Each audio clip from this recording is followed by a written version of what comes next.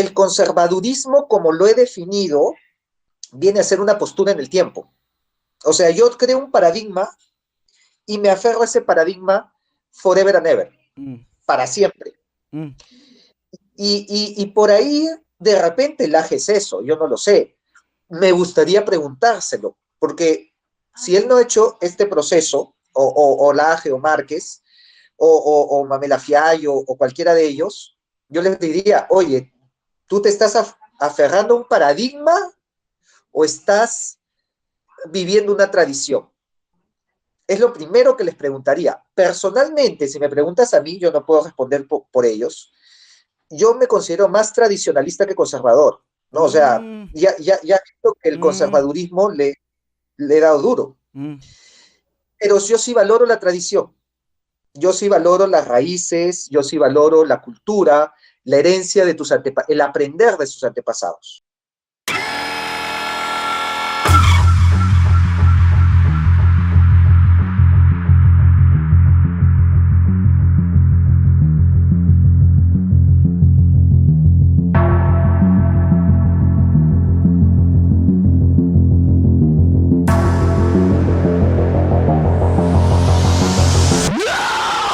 Hola, buenas noches con todos. ¿Cómo están? ¿Cómo han estado? Esta oportunidad tenemos a Rafael Aita, él es Capitán Perú, y vamos a hablar sobre un tema que es de bastante interés en general, creo yo, de dominio público, el mío también en particular. Yo voy a aprender mucho en esta conversación con él. El tema es sobre el conservadurismo. Rafael, buenas noches, ¿cómo estás? ¿Qué tal? ¿Todo bien? Acá un gustazo siempre estar nuevamente en tu canal. Genial, Rafael. Tal vez antes de comenzar, quieras presentarte un poco para que las personas sepan quién eres en general, muy rápido. Así es, bueno, creo que la gran mayoría me conocen por mi canal de Capitán Perú, el cual es un canal para difusión de historia, de cultura, de datos inéditos. Lo que no te cuentan en tu colegio, pues te lo contamos en mis redes sociales. Y además soy autor de libros y novelas históricas como El secreto del último Inca, Pachacútec, El estratega del imperio y La historia del Perú en memes. Exacto, exacto. Yo te conocí por tu canal, el Capitán Perú, que me Ujú. interesó, me gustó mucho. Entrevistaste a un amigo mío de acá de Cusco. Y nada, a partir de ahí ya conversamos en una oportunidad, pero en esta oportunidad vamos a hablar de un tema político, ¿no? Pero Así es. no sé si hasta qué punto político. Acá ya nos vas a aclarar tú esto, porque la primera pregunta justamente gira en torno a qué es el conservadurismo, porque te doy una impresión personal. O sea, yo veo pues, digamos que en toda esta atmósfera mediática, donde por Ujú. un lado están los libertarios, por el otro lado están pues los de izquierda, izquierda marxista, los progresistas, qué sé yo, pero también, de hecho, que está apareciendo con fuerza el discurso conservador, sobre todo a partir de Laje y también de Ujú. Miklos Lucas. Tú también estás ahí dentro de ese espectro. Y no sé, aclarándonos un poco el panorama de lo que vendría a ser el conservadurismo en general, ¿no? Yo sé que es difícil, pero trata de resumirlo. Sí, sí, mira, es más, el tema es tan difícil de acotar que incluso las personas mismas que han mencionado no lo tienen claro, Ujú. como es el caso, pues, Agustín Laje, Nicolás Márquez, y de hecho yo mismo he enviado mensajes y he debatido, por ejemplo, con Miklos Lukács, le envié un mensaje sobre cuál es esta corriente, ¿no? Es como una especie de corriente que se define a sí mismo como nueva derecha, aunque yo también no me cuadra mucho el término de nueva derecha porque no es que estén proponiendo una nueva escuela, o sea, tú los escuchas hablar y su filosofía es la de los griegos clásicos, entonces, ¿eso qué tiene de Mm, nuevo? Pues, ¿no? claro, claro. Entonces, ahora he visto que se están definiendo solamente como derecha, pero al mismo tiempo vi un video de Nicolás Márquez en donde te dicen que la derecha es lo contrario de la izquierda, ¿no? O sea, todo el mundo que está en contra de la izquierda, ese es de derecha. Y esa es una posición con la que yo no estoy para nada de acuerdo, porque es una posición totalmente reaccionaria. Mm, Y la derecha no es reaccionaria, todo lo contrario. Los reaccionarios eran la izquierda desde la Asamblea General de la Revolución Francesa. Entonces, ¿cómo la derecha va a ser reaccionaria? Así que por ahí tampoco estoy de acuerdo con su definición. Se dicen conservadores, en el sentido que apelan a los valores pues tradicionales de Dios, familia, vida, patria y propiedad privada, pero al mismo tiempo he visto que muchos de ellos son libertarios, mm, y los libertarios son lo contrario de los conservadores. Por ejemplo, ellos comulgan en muchas ideas con Javier Milei, y Milei es totalmente libertario, no es conservador. Y por ahí algunos hablan de paleolibertarismo, mm. ¿no? O sea, que es como una especie de un liberal conservador, que para mí eso me suena a Paco Mango, pues es como que digas izquierda-derecha, ¿no? Ya, yo soy un izquierdista de derecha, igual, ¿no? Yo soy un liberal conservador, tampoco me cuadra, ¿no? Entonces, en este sentido, yo creo que a mí me encantaría sentarme con todos estos personajes para definir realmente qué son, ¿no? Lo he invitado mil veces a Agustín Laje, también a Nicolás Márquez, a Mamela Fiallo, y de todos ellos, el único que me ha dado bola es Miklos Lukács, Mm. que me ha dicho que sí me va a dar una entrevista, que espero que sea pronto, y ahí también poder definir y decir, a ver, ¿qué eres? Si eres conservador, liberal, derecha, nueva derecha, Mm. derecha reaccionaria, derecha tradicional. Y un tema que yo les plantearía es diferenciar lo que es el tradicional del conservador, porque hasta este momento veo que se utilizan como sinónimos o indistintamente, ¿no? Que el tradicional se llama a sí mismo conservador. Y eso no es verdad. Hay una diferencia sustancial entre ser conservador y creer en una tradición, en ser tradicionalista. Y yo creo que la principal diferencia está en el juicio del tiempo. Porque fíjate, ¿eh? Todo conservador en su momento fue liberal o revolucionario. Ejemplo, los comunistas. El comunismo, o los que el día de hoy se llaman la izquierda conservadora, ¿correcto? Ujú, ujú. La izquierda conservadora son aquellos que están en contra, es una izquierda que está en contra del globalismo, ¿ok? En contra del globalismo y de la Agenda 2030 de la ONU y lo que son pues el progresismo, el posmodernismo, el liberalismo, Entonces, lo que ellos llaman el neoliberalismo. es una izquierda tradicional, anclada Es una en, izquierda conservadora. pero Esa es una izquierda su- conservadora. suena extraño, izquierda conservadora. O sea, parece una contradicción en sí misma. Se supone que las izquierdas, Es, ajá, exacto, porque supuestamente el izquierdista comenzó siendo revolucionario, definitivamente. pero cuando han pasado 100 años de la revolución de Lenin, el día de hoy ya son conservadores. ¿Por qué? Porque ya venía una nueva escuela, que es el posmodernismo Mm. globalista, de las cuales ellos se oponen, porque ellos son en contra de lo que son las medidas globalistas, que consideran imperialistas y que consideran pues injerencia extranjera. Entonces son anti-posmodernistas, Mm. no creen en la deconstrucción, ni en los géneros fluidos, ¿En qué ni contexto, en, en qué contexto histórico me estás hablando? ¿Qué lugar específico? ¿Algún lugar específico? en el Perú, por ejemplo. El partido de gobierno no Ah, cree en el globalismo, ah, no cree en la obvio, Agenda 2030 de obvio, la obvio. ONU, Ajá, claro. no cree en la ideología de género. Entonces, ¿no Mm. son conservadores? Son fieles a, digamos que a su paradigma de pensamiento, ¿no? El paradigma que tiene que ver con esto del proletariado, la lucha de clases. Y Es, eso no es un conservador. claro, yo creo que sí. O sea, Un sí, conservador es el que es fiel a su paradigma. sí, exacto, sí, sí, sí. Es que, a ver, Ajá. si te das cuenta, a eso me refiero. El conservador, eh, depende del periodo de tiempo, como muy bien me has preguntado. Ujú, ¿A qué contexto te estás refiriendo? Me ujú, dijiste, ujú, ¿no? ujú, Porque el conservador depende de su periodo de tiempo. ujú. En otras palabras, el revolucionario de hace 100 años es el conservador Mm, del día de hoy, exacto, exacto. ¿correcto? Sí, sí. Y de repente si nos remontamos a la Revolución Francesa, 200 años atrás, el republicano era revolucionario. Sí, El sí, día sí. de hoy, el que defiende la república es conservador, Claro, porque es el status quo que ya hay. Está defendiendo su paradigma, como dijiste. exacto.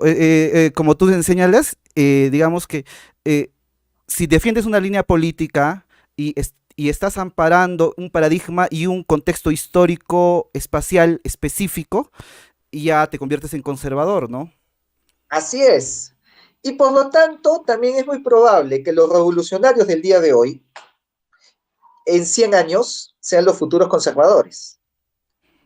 Sí, sí, Correcto. sí, sí. Entonces, el conservador depende de una línea de tiempo. El que es conservador el día de hoy, hace 100 años, era revolucionario.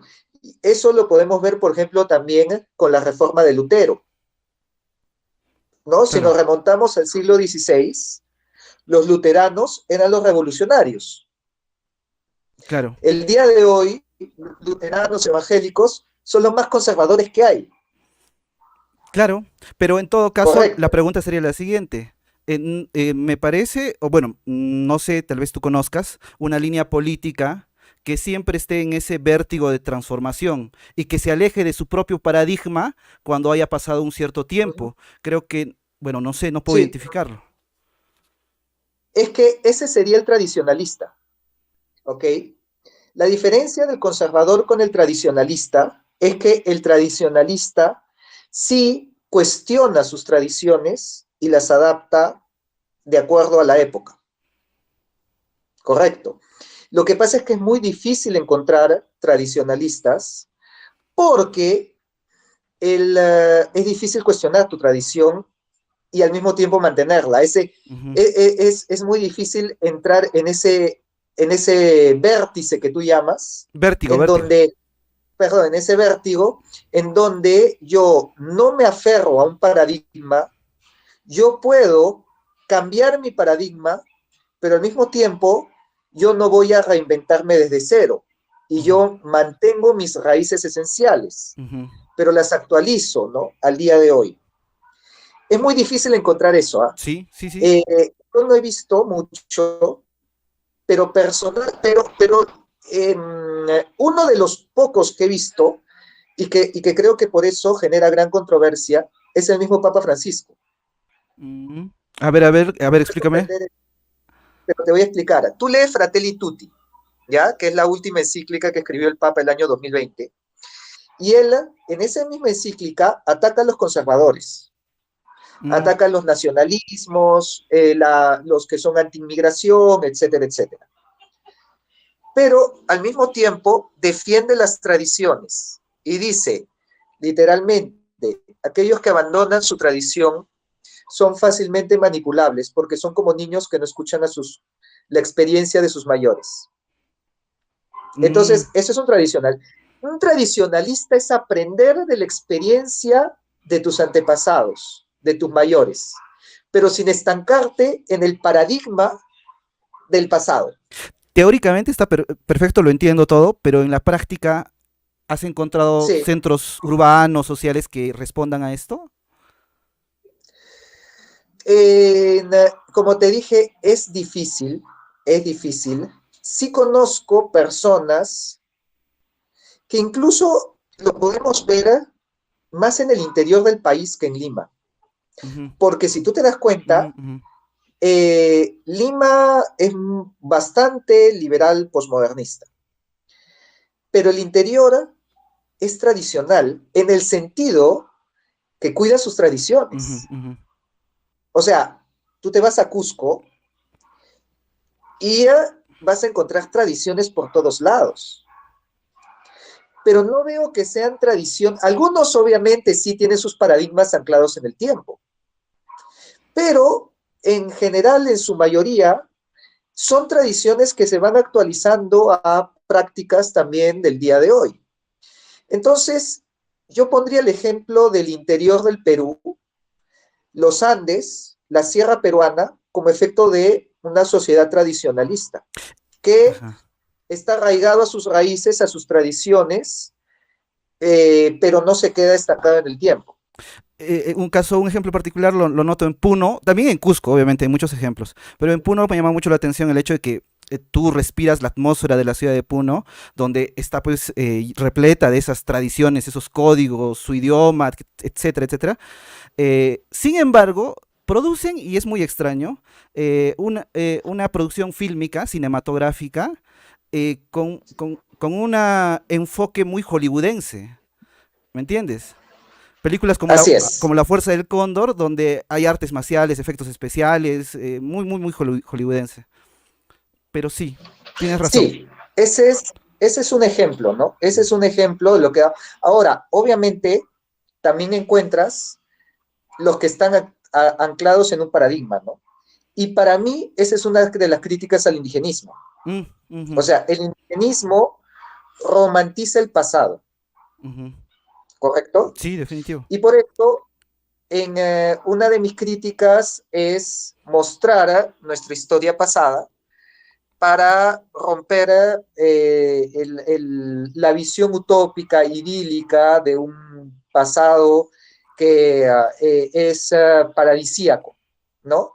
Y ese constante retorno al pasado. Es por eso que en muchos de mis videos se me muestran diferencias con el indigenismo. Pero ojo, yo valoro mucho el tradicionalismo del Ande y que mantenga sus tradiciones. Y que esas tradiciones, sobre todo, se vayan amoldando y actualizando en el tiempo, porque eso es lo que hay que aceptar en el proceso de formación del Perú. Que el proceso de formación del Perú fue sincrético Ujú. y que muchas de estas tradiciones se unieron, se fusionaron con las tradiciones occidentales que venían de Europa. Y eso es lo que nos define como peruanos. Y eso es lo que ha marcado nuestra historia durante los últimos 500 años, al punto de que esas tradiciones con influencia occidental ya las hemos hecho nuestras. Ejemplo, pues, los mismos carnavales, si Mm. me hablas de Puno, la Virgen Claro. de la Candelaria, los caporales, todos esos bailes tú ves que, y fiestas y festejos son sincréticos, Sí. muestran unión de culturas. Es difícil Y bueno, ajá, es difícil encontrar una práctica cultural actual, contemporánea, que puedas decir que es pura en el sentido de así es. es puramente indígena, ¿no? O puramente del Y Ande. es por Ajá. eso cuando escucho de que hay que descolonizar, ¿no? Y hay que, como que hay que separar, hay que fisionar, hay que romper, como si hubiera que destilar la cultura andina neta, quitándole toda influencia occidental, Mm. estamos hablando de quedarse anclados en un paradigma ya inexistente, porque como hemos dicho, ya no existe una cultura andina neta. Lo que hemos recibido hasta el día de hoy es esa tradición que ha ido incorporando mayor y mayor riqueza de la inmigración que ha recibido y nos ha dado unas tradiciones todavía bellas que disfrutamos el día de hoy. Eso es tradicionalismo. Y el aceptar eso y el aceptar las distintas influencias que hemos tenido es el mejor ejemplo de tradicionalismo que puede encontrar en contra de anclarse en un paradigma que está estancado en el tiempo y desechar todo lo que vino después, que vendría a ser el conservador que hablamos. Ya, entonces ahora que hemos hecho, primero creo que le hemos dado un rodeo a la pregunta de fondo con diferentes propuestas políticas, etcétera. Ahora a ver ya Ajá. centrarnos en la pregunta de, entonces, ¿cómo se diferencia el conservadurismo de todos estas propuestas, ¿no? Políticas, ideológicas, pensamientos. A ver, bueno, como mencioné, el, el, el, el conservadurismo, como lo he definido, viene a ser una postura en el tiempo. O sea, yo creo un paradigma y me aferro a ese paradigma forever and ever, Mm, para siempre. mm, Y por ahí, de repente, el AGE es eso, yo no lo sé.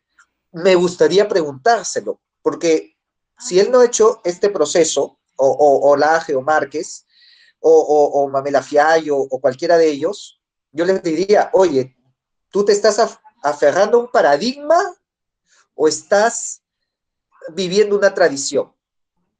Es lo primero que les preguntaría. Personalmente, si me preguntas a mí, yo no puedo responder por ellos. Yo me considero más tradicionalista que conservador, ¿no? O sea, Mm, ya visto que el mm, conservadurismo le he dado duro, mm. pero yo sí valoro la tradición, yo sí valoro las raíces, yo sí valoro la cultura, la herencia de tus antepasados, el aprender de sus antepasados. Sin historia ¿Qué no pasa? hay, no hay futuro, pues. O sea, sería, no sé si hay propuestas que tienden a negar el pasado, la tradición, y quieren mantener una actualidad o solo estar viendo el futuro y estar en Eh, ese... eh, el posmodernismo. ¿Sí? ¿Tú crees? El posmodernismo, sí, Eh, totalmente. el, A ver, el posmodernismo, justamente, y sobre todo lo que es el progresismo. ¿Cuál es la mm, definición de progresismo? mm, bueno, progresista yo entiendo aquella militancia que trata Ujú. de proponer, digamos, ciertas políticas de inclusión y que el Estado o el mercado puedan apropiarse de, digamos, de esos paradigmas políticos que ellos tienen. Por ejemplo, Ya, ajá, sí, sí, sí, continúa. pero el progresismo, en su sentido más amplio, se le considera o se define como todo aquello que valora el progreso o lo nuevo como sinónimo de bueno y lo antiguo como sinónimo de malo. Ujú, Entonces, tú tienes la definición de la familia. Ah, eso es, si es de antes, si es antiguo, entonces es malo. Hay que reformular la definición de familia. Tú tienes una definición de persona ujú, incluso. ujú. Ah, no, pero si es antigua, es malo. Tenemos que reformular la definición de persona. Tú tienes una definición de sexualidad. Si viene de antes, es malo. Tenemos que reinventar lo que es la sexualidad, la sociedad, la persona, los gobiernos.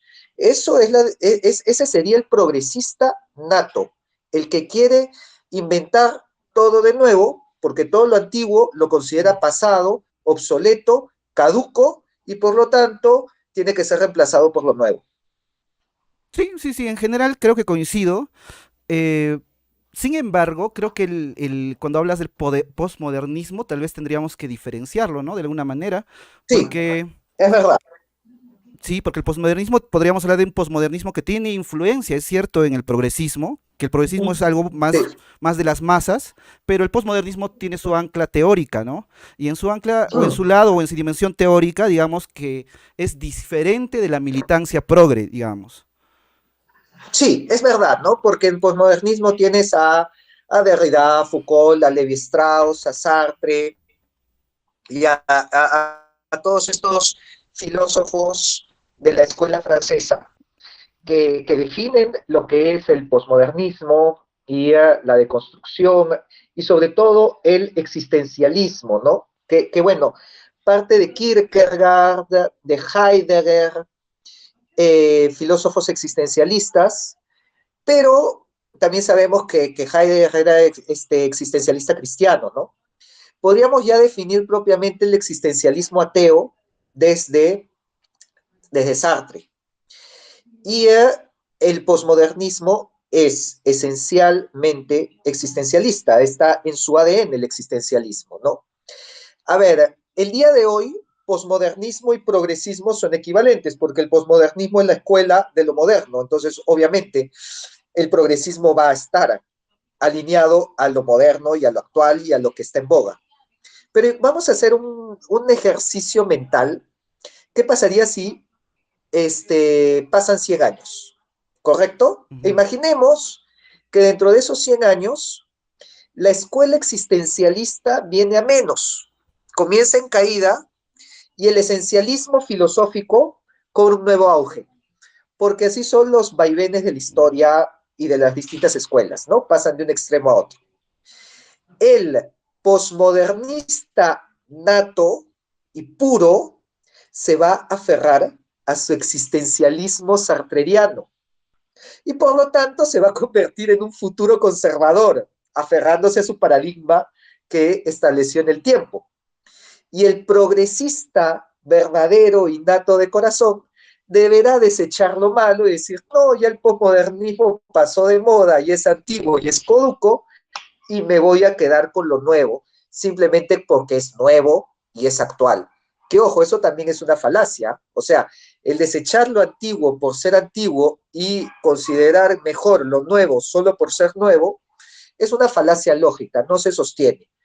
Pero es un principio del progresismo y ahí podríamos establecer una diferencia entre progresismo y posmodernismo, que ahora parecen indistinguibles, pero en el tiempo seguramente, si vienen nuevas ideas y nuevas escuelas, seguramente en algún momento sí se llegarán a separar, como el día de hoy se ha separado pues de las otras corrientes que hemos hablado y que más bien son los nuevos conservadores de hoy, ¿no? Entiendo perfecto, aunque tengo por ahí una duda respecto, la voy a formular después, respecto al No posmodernismo. es fácil, Respecto ¿ah? al Creo que posmodernismo, sí, esto nos es hemos complejo. mandado, creo, sí, Sí, es una vaina, sí, que no se habla así nomás, ¿no? exacto, Pero exacto. espero que la gente nos esté siguiendo. Ojalá que sí, ojalá Si que sí. no, miren el video de nuevo o si no, nos escriben y respondemos preguntas por interno. Sí, que pongan pausa, que rebobinen, no sé, pero va a estar un poco Y fuerte esta yo, charla en general. Ya lo estamos viendo hasta este momento. Ahora, Rafael, otra vez al conservadurismo. Me hablabas de una esencialidad perenne que no tiene tiempo, que no tiene lugar. eh, no, un esencialismo, eh, a ver, te hablé del esencialismo, ¿no? El esencialismo es la escuela que dicta que existe una esencia en el Ujú, ser humano, ujú, ¿correcto? correcto. Básicamente podemos definir a los griegos clásicos, ¿no?, como esencialistas. Obviamente a toda la escolástica de la Edad Media es fuertemente esencialista en el sentido que cree que la esencia del ser humano es el cuerpo, el alma y el espíritu. Y que recién se comienza a cuestionar con el existencialismo, o bueno, se puede haber cuestionado antes, pero digamos, el cuestionamiento más fuerte es el existencialismo, específicamente en la frase que Sartre dice, ¿no? La experiencia precede a la esencia. Esa es la frase fundacional y que define el existencialismo, ¿no? O sea, primero viene la experiencia y en base a la experiencia viene tu esencia. En otras palabras, primero hago y luego soy. Yo Exacto, soy lo que hago. exacto. El esencialismo te dice lo contrario, la esencia precede a la experiencia. Yo primero soy, yo primero existo, yo primero tengo una esencia y en base a eso tengo una experiencia, actúo, ¿no? Entonces, claro, el día de hoy la escuela preponderante es la existencialista, es lo que, digamos, te dice la Academia de Filosofía y la escuela posmodernista, que es la que rige el día de hoy la filosofía en las universidades ¿Qué es y esa en la academia. esencia? ¿Qué es esa esencia? ¿A qué te refieres con esa esencia? No, no, digo, ahorita es la No, no, no, existencialista. no, no. Dentro del Dentro del conservadurismo. existencialismo, Ajá. depende a quién le preguntes. Depende A a quién le preguntes. Aristóteles. Si le preguntas a Aristóteles, tu esencia es el acto y la potencia. Mm, ¿Ok? ujú, Si le preguntas a Platón, tu esencia es el mundo de las ideas. ujú, ujú, ¿Correcto? Para Platón existían dos mundos: el mundo de la materia y el mundo de las ideas, ¿no? Y el mundo de las ideas, pues, era superior y es el que daba la forma a la materia. Entonces, nuestra verdadera esencia está en ese mundo de las ideas. Aristóteles te dice que no. Aristóteles que dice que crear dos mundos es redundante, cuando en realidad solo vemos un solo mundo. Y en ese mundo tenemos una potencia que actúa y nosotros la convertimos en algo. Si le preguntas a Demócrito, te dirá que tu esencia son los átomos. Y Demócrito es el padre del materialismo. Materialismo, claro, materialismo. Si tú le preguntas a cualquier materialista, te dirá tu esencia es la materia, son los átomos por los que están conformados. Si tú le preguntas a un idealista, como por ejemplo, si tú le preguntas a Descartes, ¿no? O a Descartes, como debería pronunciarse, tu esencia es tu Pensamiento. pensamiento. Pienso, luego existo. Como pienso, por lo tanto yo existo. O sea, mi razón de existir es mi pensamiento y mi duda. La escuela idealista, ¿no? Nosotros somos mente y la materia es una ilusión. ¿Y el La conservadurismo en escuela, cuál se ancla? ¿En cuál de ellos? ¿En cuál de estas escuelas? ¿cuál? Tu conservadurismo, el que tú defiendes, ¿en cuál de estas escuelas se funda? Es que, a ver, mi esencialismo, mejor dicho, ¿no? Ya, Mi esencialismo. ya, ya. Mi esencialismo sería la de la escolástica. Mm, El ser humano, y tal vez yo me acercaría más a la de Heráclito. Ese mm, sería, creo yo, la mía. Nosotros somos el logos, mm, mm, mm. dentro de la definición del logos griego, ¿correcto? Logos, como lo que hoy día sería la conciencia, ¿no? Porque entonces es una escuela muy cercana al idealismo, ¿no? Que coloca la mente sobre la materia, pero al mismo tiempo, como dije, es también escolástica, en donde somos un logos, pero en materia, o sea, no niego la existencia, no digo que la materia sea una ilusión, como dicen los idealistas. Para mí la materia es una realidad, pero no soy materialista, no creo que somos puramente materia, sino que existe un logos, que es nuestra conciencia, que es no computable, y por lo tanto no es un algoritmo y no emerge espontáneamente de la materia cerebral, como sí diría muchos materialistas que te dicen, tu conciencia emerge del cerebro, de las interacciones neuronales en tu cabeza.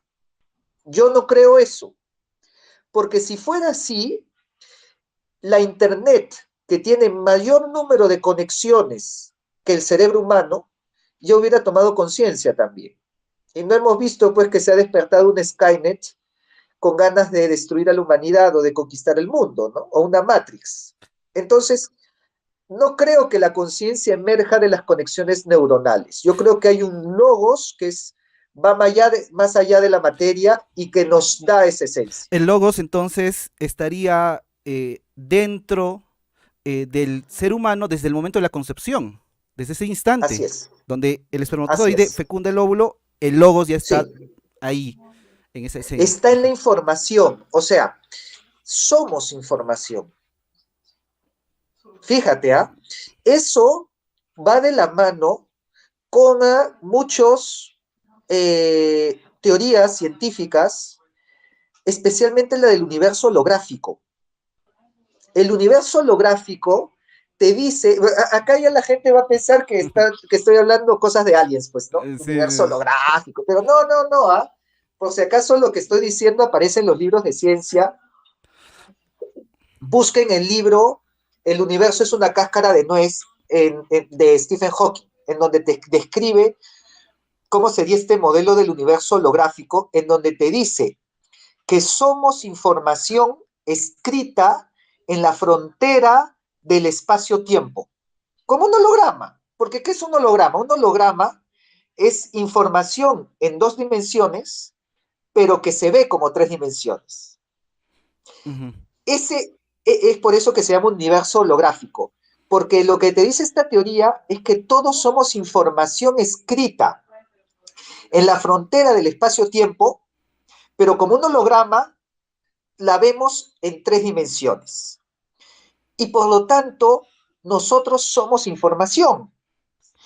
Y eso es lo que se da en el momento de la concepción, porque los dos gametos son las únicas células del ser humano que tienen 23 eh, se me fue la palabra. Cromo- ¿Cromosomas? No, no sé. Cromosomas, gracias. 23 cromosomas en cada uno, ¿no? Mientras que todas las células del cuerpo humano tienen 46 cromosomas. Mm, En otras palabras, si yo te saco una célula, yo voy a encontrar toda tu información que te define a ti. Mira, te puedo sacar la célula de la punta del dedo gordo del pie y ahí voy a encontrar la información del color de tus ojos y el color de tu pelo, de tu tamaño, de tu peso, de tu color de piel. O sea, toda tu información está en cada una de las pero células, no mis deseos ni mis pensamientos. no tus deseos y tus pensamientos. Ujú, Es cierto, pero sí la información que te define ujú. como ser, excepto en los gametos que tienen 23 cromosomas cada uno. De tal manera que cuando los 23 cromosomas del hombre se unen con los de la mujer, te dan una nueva combinación de 46 cromosomas que son distintas al del padre y al de la madre. Y por lo tanto, forman un nuevo ser con una configuración de información distinta y única a la de los padres. De tal manera que si yo ese cigoto lo clono, no me va a salir ni el padre ni la madre, me va a salir el nuevo ser. Y por lo Claro, tanto ya lo podemos definir como, como una nueva persona. exacto, exacto. Ahora quisiera, por favor, porque yo creo que todos van a estar nublados con esto de logos, porque es un Nos concepto, hemos mandado, el sí, logos es es un que concepto hemos filosófico, ajá, volado. es un concepto Ajá. filosófico interesante, un poco complejo. Por favor, explica un poco lo del logos. Trata de hacerlo un ¿Qué es el poquito. logos Ajá. entonces? Es que si nosotros somos información, porque acá hay algo muy complejo y muy interesante.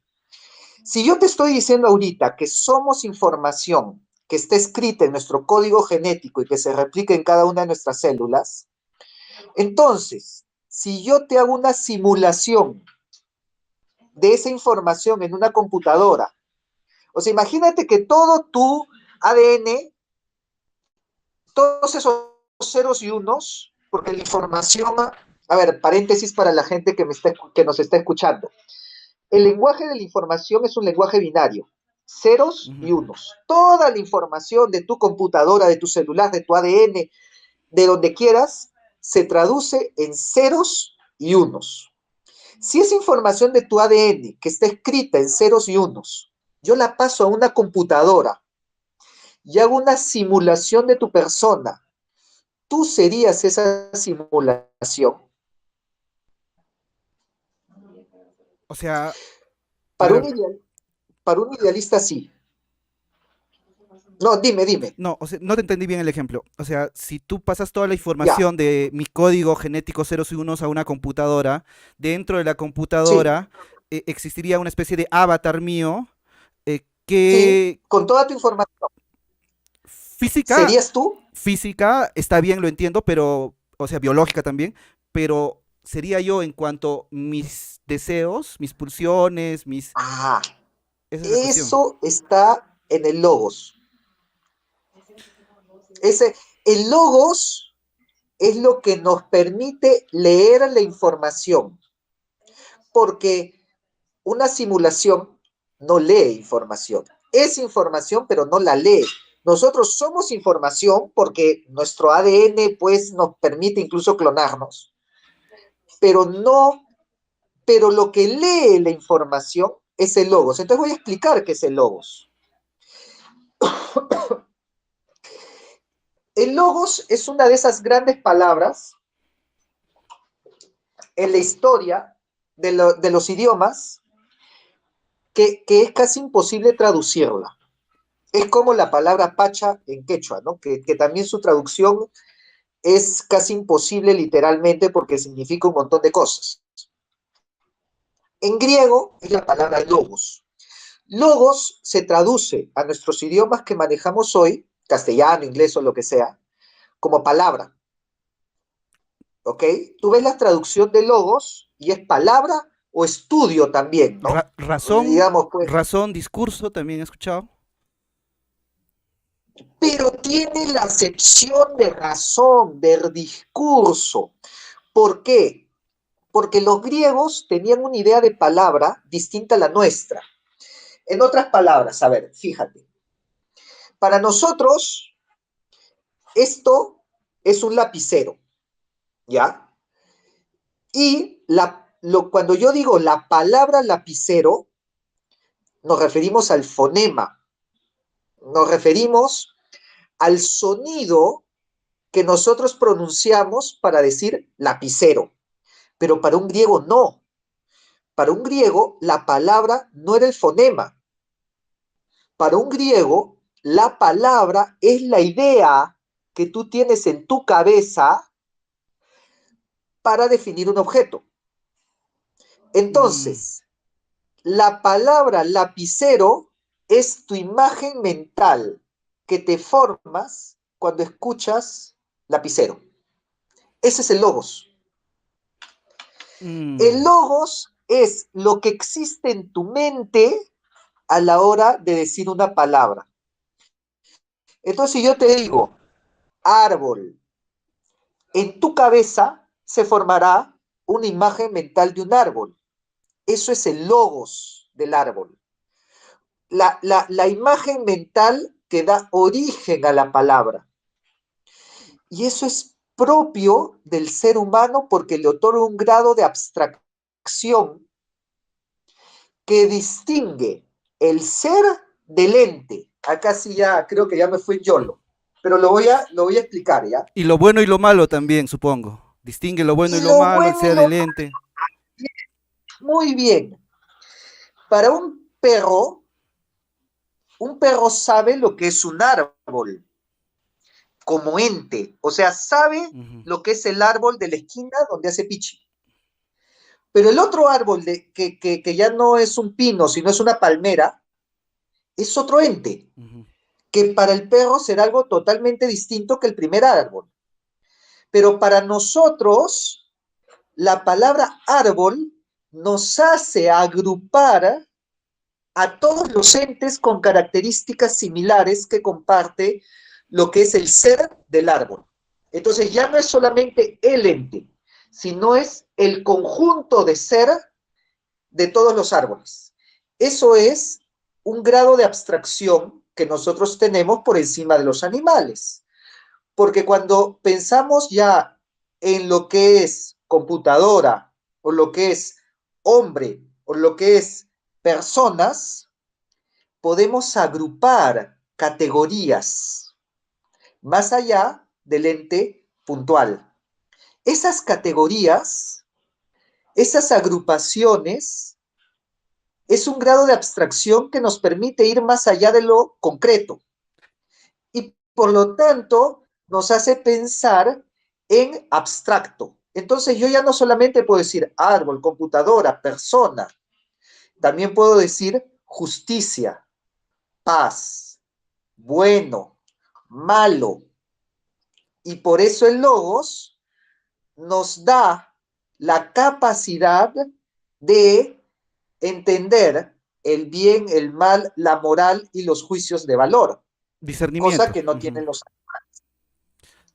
Entonces, eso sí eso es lo que nos distingue de los animales y lo que nos da una esencia en ese logos distinta a la naturaleza que nos rodea y que nos permite clasificar y nos permite ordenar el cosmos y estudiarlo. Y por eso todas las ciencias son precisamente la analogía, ¿no? La embriología, la zoología, la biología, porque tenemos esa capacidad de abstraer para poder estudiar.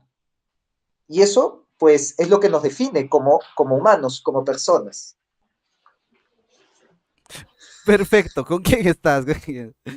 Perfecto. No, acá ya me están diciendo que estoy volando alto. Ya, perfecto. Ya creo que el concepto de logos, espero que lo pueda entender el público.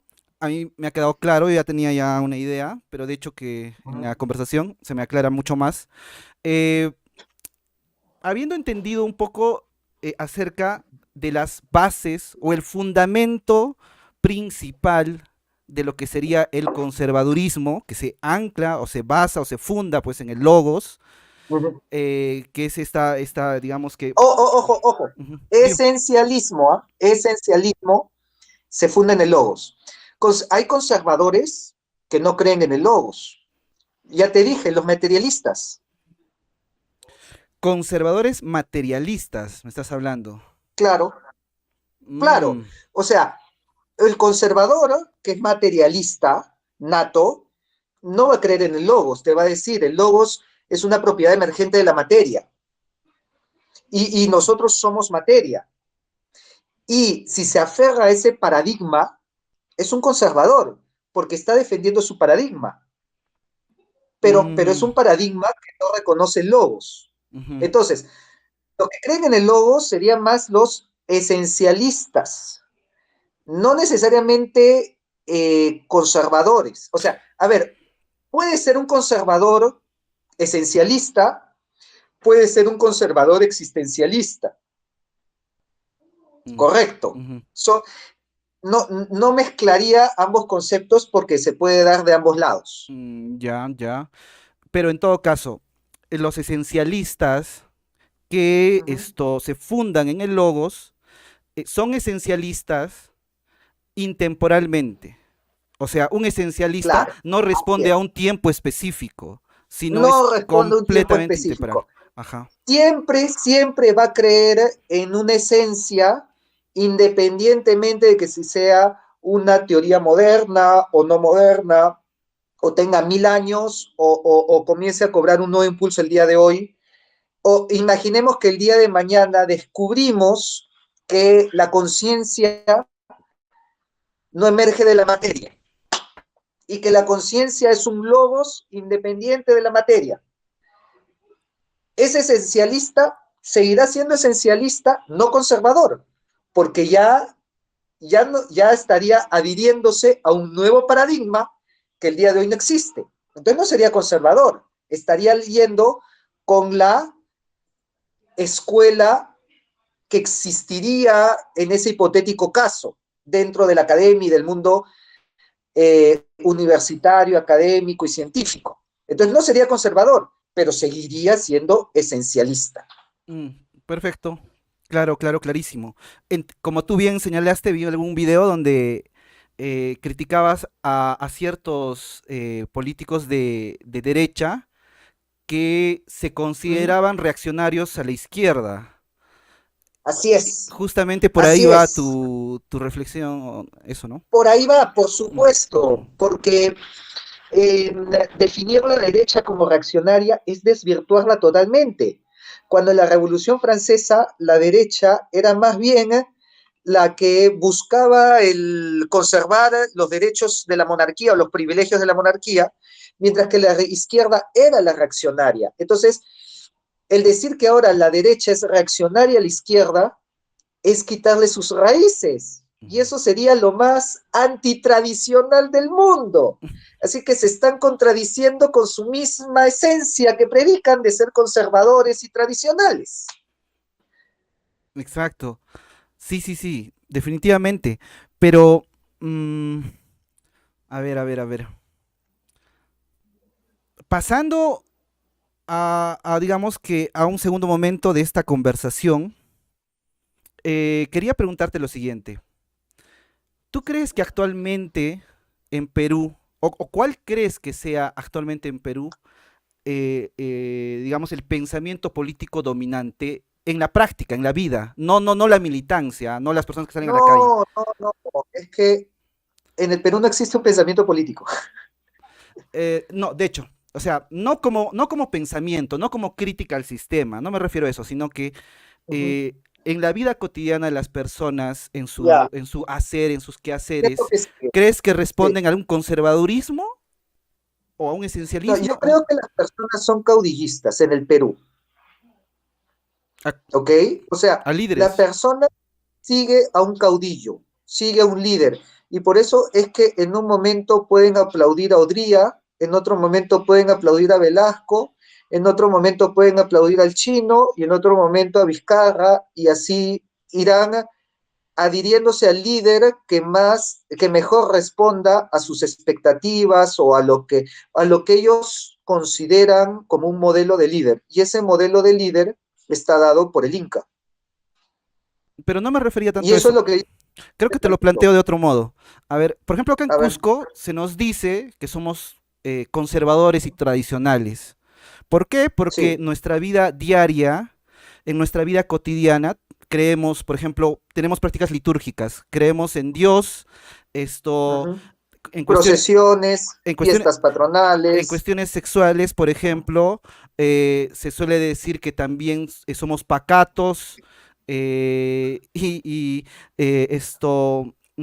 digamos que no estamos pues encaminados hacia los discursos progresistas del todo, sino que más bien creemos en ciertos valores Sí, tradicionales, respeto a las mujeres, qué sé yo, no sé, todas esas cuestiones, ¿no? ajá. Entonces, en ese sentido se nos dice que somos conservadores. Por eso, por ahí lleva mi pregunta. Eso parte de nuestra vida cotidiana, no tanto de un pensamiento que queramos decir, ah, yo me uno a esta línea política o a esta otra para comenzar a discernir, sino en la vida diaria.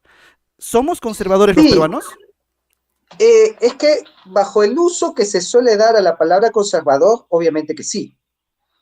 Pero como dije, de acuerdo a la definición que di al inicio, yo Ujú. creo que son más tradicionalistas, en el sentido en que son fieles creyentes de sus raíces, son muy apegados a su cultura, a la herencia de sus antepasados, por encima de un conservador que simplemente se adhiere a un paradigma en el tiempo. Yo los Mm, veo más tradicionalistas que conservadores. Pero como esa diferencia no se suele hacer en el lenguaje cotidiano, se les dice simplemente conservadores y bueno, nos quedamos con eso. claro, claro, claro. Hasta ahora no me queda claro tú a qué línea o en qué línea te identificas. Al parecer no eres conservador como había pensado. Normalmente, para no tener que hacer toda esta explicación, de hecho, este video me ayuda porque ya simplemente voy a poner el link cuando me pregunten qué eres. Mm, Yo siempre decía soy conservador, pues, ¿no? sí. Porque es lo que todo el mundo entiende. Pero en verdad, de acuerdo a lo que he hablado, no, yo no soy conservador, yo soy tradicionalista. Mm, claro, como ya lo explicaste en un comienzo, que aceptas la Ujú. historia, pero también los cambios, la hibridación Así cultural. es, así es. Perfecto, perfecto. A ver, ¿qué más? Y rescato lo más valioso de la historia. Y para mí, hasta ahora, el sistema político que mejor se adapta a la realidad del Perú es una monarquía. Así que en ese caso también me defino como Ah, monarca.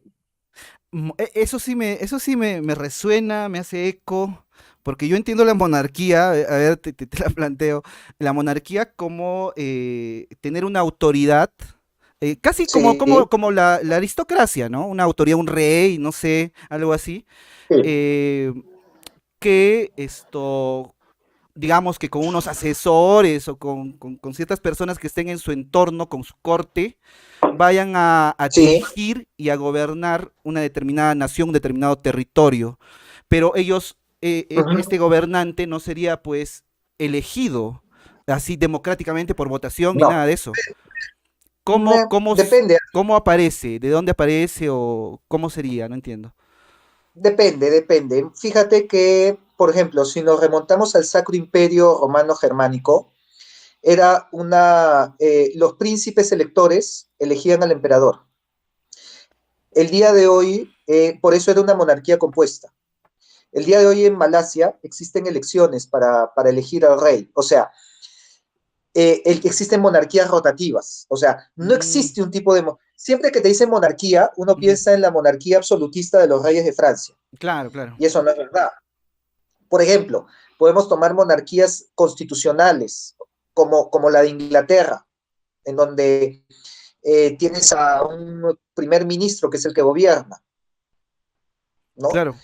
El- Eh, entonces, sí, pues para mí una monarquía brinda más estabilidad y mayor representación, porque algo de lo que carece el Perú es precisamente la representación de todas las culturas que tiene y todas las etnias, ¿no? Que se quejan de eso, que dicen, a mí no me llega el Estado, yo no me siento representado por el Estado. Pero si tienes una monarquía, tú puedes tener, justamente como decías, debajo de esa monarquía, a una especie de curaca o una especie de rey o noble que sea el que represente a los huancas, a los aymaras, a los ayánicas, a los chachapoyas, que entre todos ellos formen una especie de consejo e incluso que entre ellos se elija al rey. O sea, no es necesariamente que tengo que poner a una persona y que su hijo y que su dinastía va a gobernar para siempre. No, yo puedo armar un consejo con los distintos reyes o curacas de cada uno de las etnias y regiones del Perú, que nombren a su representante y que este consejo elija un rey. Y puede ser por un tiempo, o de repente hasta que se muere, y cuando se muera eligen a un sucesor, o de repente por una cantidad de años, y después de esa cantidad de años se elija a otro.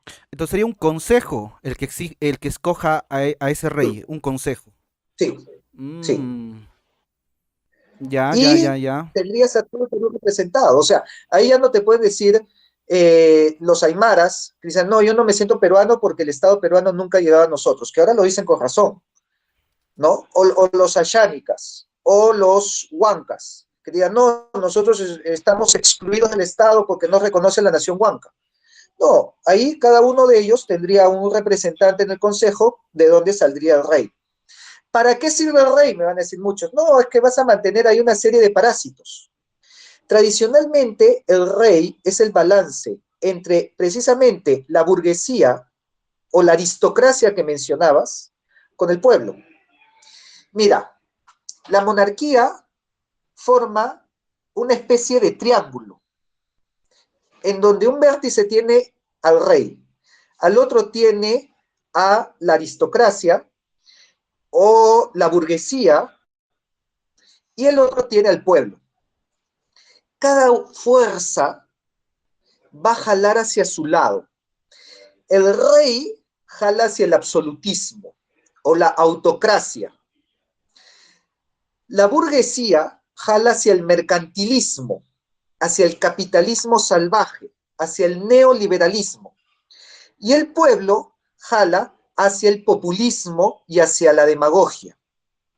Las tres fuerzas tienen que estar balanceadas para que no se convierta en un régimen tiránico autoritario, un régimen mercantilista y de capitalismo salvaje, o un régimen populista o demagogo.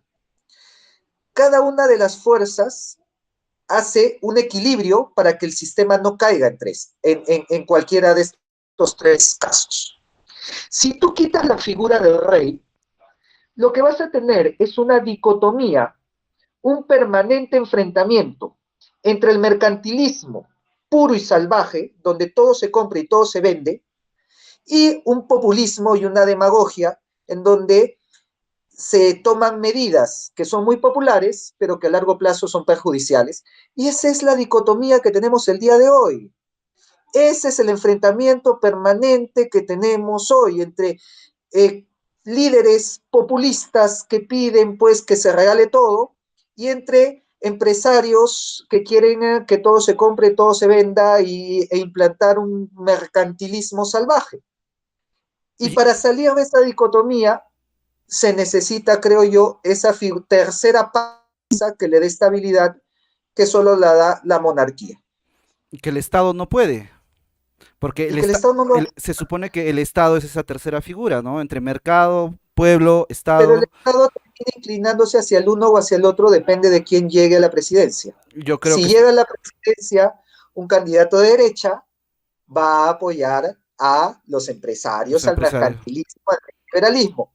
Y si llega un candidato de izquierda, va a convertir en un populismo con una inflación salvaje en donde destruye la economía del país. Yo entendería lo del rey como una figura simbólica en el sentido de que una determinada etnia o población puede sentirse identificado con una figura monárquica, con un rey, ¿no? y te identificas simbólicamente con él. Diferente la Y que figura, además preserve su cultura, que es lo que el día de hoy falta. Porque di- el día de hoy su reclamo es, no están cuidando nuestra cultura, nuestro patrimonio, y precisamente esa era la figura del rey, es cuidar la identidad de la nación. ¿Y cuál es el problema del Perú el día de hoy? Que no encontramos una identidad clara. Entonces, lo, lo ahí di- tienes tu lo respuesta. difícil sería cómo escoger a esa persona que represente realmente a esa población, a esa Sí, etnia. es verdad, pero como dijo Flores Galindo, todavía estamos esperando al Inca. Y yo creo que entre los candidatos, pues debe tener esa autoridad que el Inca mantiene hasta el día de hoy. A mí o sea, lo que me planteas me interesa mucho. O sea, me interesa Ujú. porque me suena bien, me suena interesante como propuesta. La cuestión es que me resulta un poco difícil Sí, totalmente. pensar en poder llegar ahí por toda la, digamos que, la trampa político, legal, social en la que vivimos.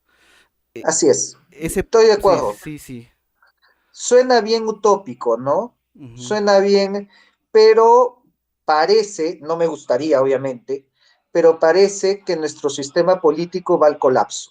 O sea, no nos ponemos de acuerdo. Y en el momento que colapse, vamos a buscar una alternativa. No me gustaría que esa alternativa sea una autocracia, una dictadura militar de un caudillo que diga yo voy a arreglar el Perú porque eso lo hemos tenido por 200 años y nunca ha funcionado. Y tendría la esperanza de que cuando nuestro sistema político colapse, comencemos a mirar hacia esta alternativa que creo que sería mucho más próspera y pacífica que el tener pues un dictador que imponga la ley a mano dura, ¿no? Perfecto, Rafael. Creo que están quedando claros los puntos. Vamos a pasar a un último punto que espero que te voy a quitar tal vez unos 20, 30 minutos más, en el cual tal vez vamos a discutir un poco. Pero bueno, también para eso está la conversación. A ver, esto de, digamos, las propuestas contemporáneas, progres, con cuestión a, qué sé yo, a la familia, a la sexualidad, al aborto, etcétera. eh, ¿Cuál es tu posición frente a, a este tipo de manifestaciones? Y que también lo expliques un poco en relación con el posmodernismo, porque como bien señalaste en un comienzo, hay diferencias y hay similitudes, pero por lo general se tiende a pensar que son lo mismo, que posmodernidad filosófica y movimientos progreso son lo mismo. Entonces, no sé, Claro, coméntanos.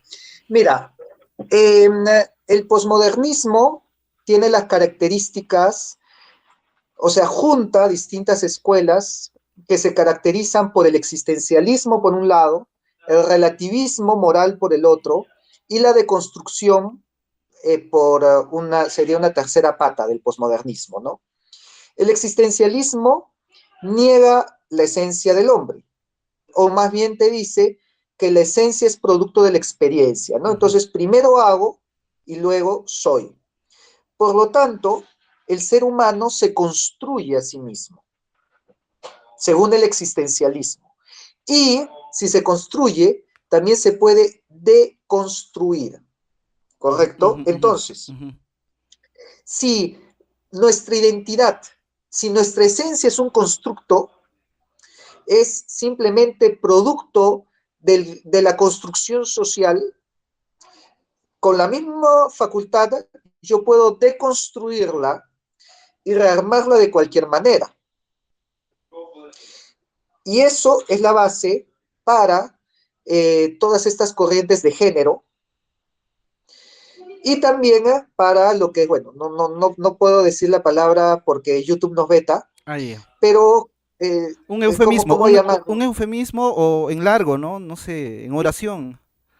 Eh, A ver, vamos a llamarlo como el asesinato del niño en el vientre de la madre. ya, ya, ya, ¿Correcto? ya, ya. Mira, Si tú no tienes una esencia, si tú te construyes a ti mismo, obviamente no existes en el momento de la concepción. O como dicen Claro, claro. las los defensores de todo esto, ¿no? Los pañuelos verdes, Ujú.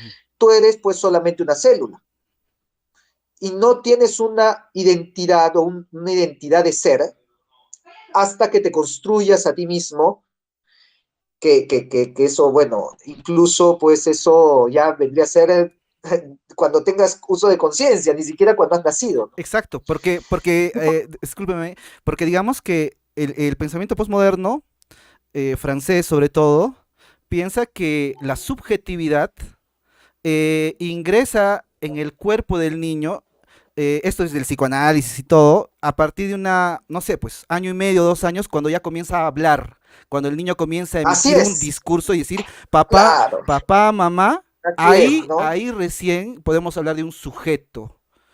Claro, Ujú. entonces hasta antes que haga eso yo bien podría eliminarlo Claro, o y sea, no sería en términos, moralmente, ¿no? No o sería algo sea, criticable en o... términos políticos, o sea, Ajá, podríamos decir como, o sea, podríamos decir, ¿no? El sujeto comienza a los 2 años, entonces recién lo concibimos como entidad político, legal, una persona. Entonces, antes de eso podemos hacer lo que sea, porque no, así es, claro, sí, se entiende, se entiende. porque no es un derecho, Ujú.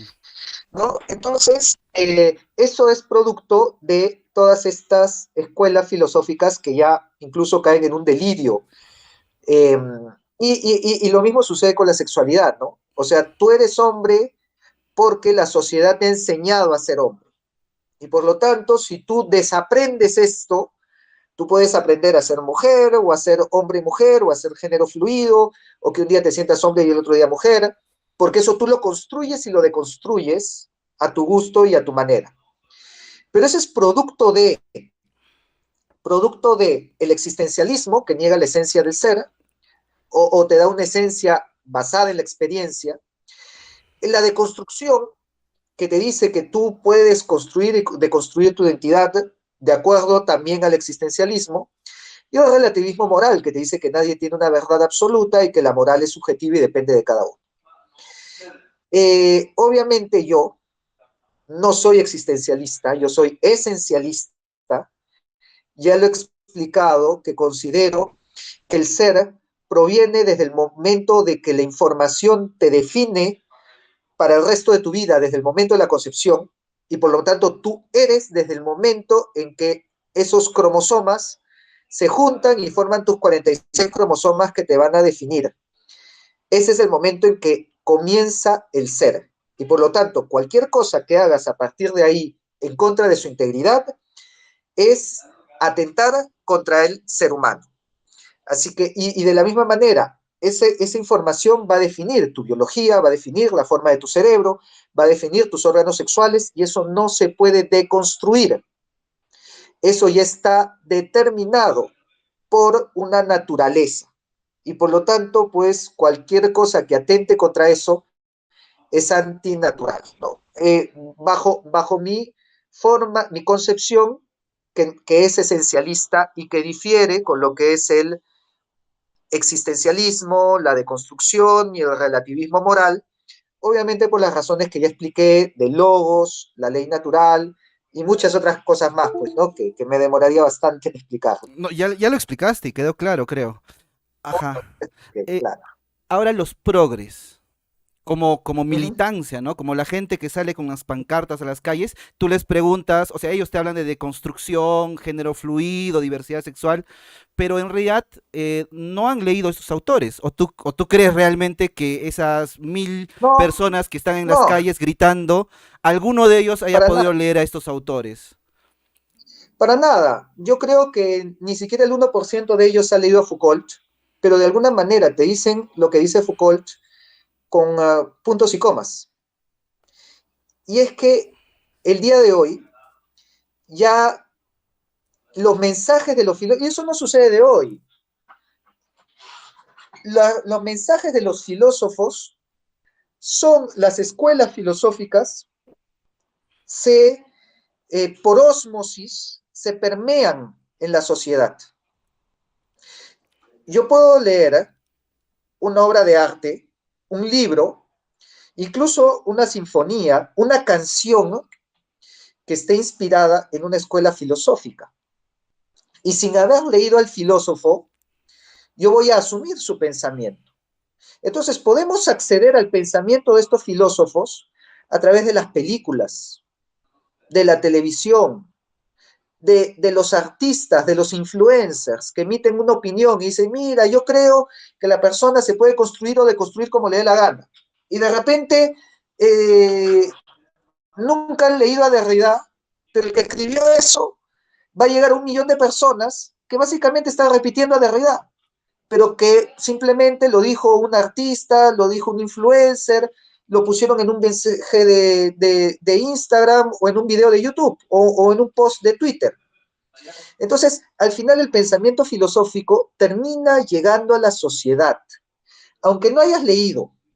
Lo mismo sucede con los marxistas. La gran mayoría de marxistas no han leído a Marx, pero de repente han tenido un profesor marxista que sí lo leyó, o por ahí fueron pues a una charla, o fueron pues a un sindicato, y les llegó el mensaje de una u otra manera.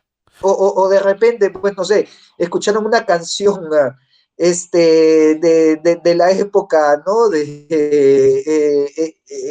No sé, escucharon Bella Ciao, ¿no? O la trova, ¿no? La trova en general, que sin darte La trova cuenta en general, penetra en ti las letras así es, y va calando en tu pensamiento y todo. En el marxismo así es. yo lo entiendo porque tiene cuánto, tal vez 180, casi 200 años, no sé, Sí, de tradición, pero el pensamiento postmoderno es muy actual. Actual digo es porque muy actual, son 40, 50 pero, años, ¿no? pero ha tenido la ventaja de las comunicaciones, específicamente a partir de mayo del 68. Mayo del 68 se dice que fue el punto, la victoria del progresismo. Estas revueltas en Francia, bajo el famoso lema prohibido prohibir, Ujú, y que trajo la liberación sexual, y que vino acompañado después por todo el movimiento hippie. Lo recordarás. Bueno, ujú. no tienes la edad, No, no, pero no, no, lo definitivamente. conoces. Obviamente lo conozco. Lo conoces y tú ves los videos de lo que se vivía en Woodstock y básicamente es eso, ¿no? Woodstock, ok, que de repente tuvo una música genial y a mí también me gustan los artistas que tocaron ahí, pero el espíritu que se vivía era el de prohibido prohibir, ¿no? El de tú decides tu verdad, tú decides lo que quieres hacer. Y eso pues es lo que nos ha llegado hasta el día de hoy. Ya, lo que yo te puedo decirte es que hay una división, una ruptura entre el pensamiento postmoderno y el movimiento, y los movimientos progresistas, pues son los mismos postmodernos, sobre todo los más actuales, ¿no? Los que critican de manera pues, ácida, fuerte a los movimientos progres. Los que critican, Perdón, los que sí, es critican, que ya no me queda mucho tiempo, perdón. ya. 10 minutos y cerramos, ¿ya? ¿Está bien? 5, Ya. Ya, solamente esto, ¿no? 5, por Ya, favor, sí. cinco, ya, esta reflexión, esta Ajá. reflexión. El hecho de que justamente, digamos, ciertas autoras más contemporáneas, autores, como por ejemplo Beatriz Preciado, ¿no? Que es seguidora de Foucault y todo esto, que critica pues de manera poderosa a los movimientos feministas o LGTBIQ. eh, Sí, tienes razón. Porque, por ejemplo, cuando apareció esto de ella critica las píldoras anticonceptivas. ¿Por qué? Y se supone que las píldoras anticonceptivas han pues, emancipado a la mujer en términos sexuales y todo eso, pero ella señala digamos que pone el lente, la lupa ahí, y, su percepción más aguda, y si nos damos cuenta, las pastillas anticonceptivas tienen dentro de sus componentes varios elementos Ujú. que son cosméticos, de índole cosmética, o sea, que las hacen más guapas, etcétera.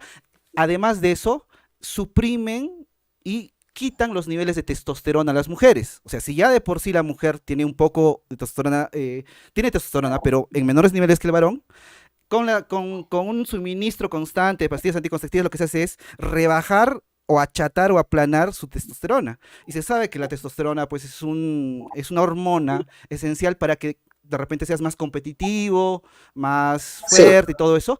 Y cosas así, ¿no? Ese tipo de críticas del mira, mismo posmodernismo al lo que, progresismo. sí, lo que se está dando es lo que te dije al inicio del video, que ya muchos posmodernistas se están volviendo conservadores. Y eso pasa con las feministas de primera y segunda ola, ¿ok? Mm. Porque ya tiene sus diferencias con el feminismo de la tercera ola o incluso con los movimientos LGTB, que ese es el caso que tú puedes ver en J.K. Rowling, que se ha ganado un tremendo lío, la autora de Harry Potter, se ha ganado un tremendo lío porque dice que los movimientos LGTBI atentan contra la identidad de la mujer, porque claro, deconstruyen también la identidad de la mujer. Y ella, feminista clásica, eso lo ve como dañino en contra de la mujer. Y uno dice, oye, pero tú no eras progresista, tú no estabas a favor de la inclusión, pero ahí está que las nuevas escuelas ya están marcando una distancia de escuelas de progresismo más clásicos, específicamente feminismo. Y las feministas de primera, de segunda ola, se van a volver todavía más las nuevas conservadoras. Mm. Porque el conservadurismo es defender tu paradigma en el tiempo. Así que ahí ya estábamos viendo este quiebre que expliqué al inicio del video. Claro, que todas las corrientes de pensamiento tienden a volverse conservadores en algún momento. Sí, Ajá. sí, eso sí quedó Sí. claro. Bueno, creo que te están solicitando por ahí, en tu entorno, Sí, y ya tienes que hacer tus cosas. así Gracias, es. gracias, Rafael. Pero ha sido un Sí, sí, sí. tremendo gusto estar aquí contigo en esta entrevista, la he disfrutado mucho. Y pues, si quieren saber más, conversar acerca de estos temas, también temas históricos, no se olviden de visitar mi canal de Capitán Perú, que me pueden encontrar en Facebook como Capitán Perú, en YouTube también como Capitán Perú, en Instagram como Capitán Peruano y en Twitter como Capitán Peruano. Estupendo, Rafael, Capitán Perú, un gusto tenerte acá. Y definitivamente conversaremos en otra oportunidad, con algún otro tema. Buenísimo. Nos Gracias, vemos. Rafael. Nos vemos. Cuídate. A ti. Chao, chao.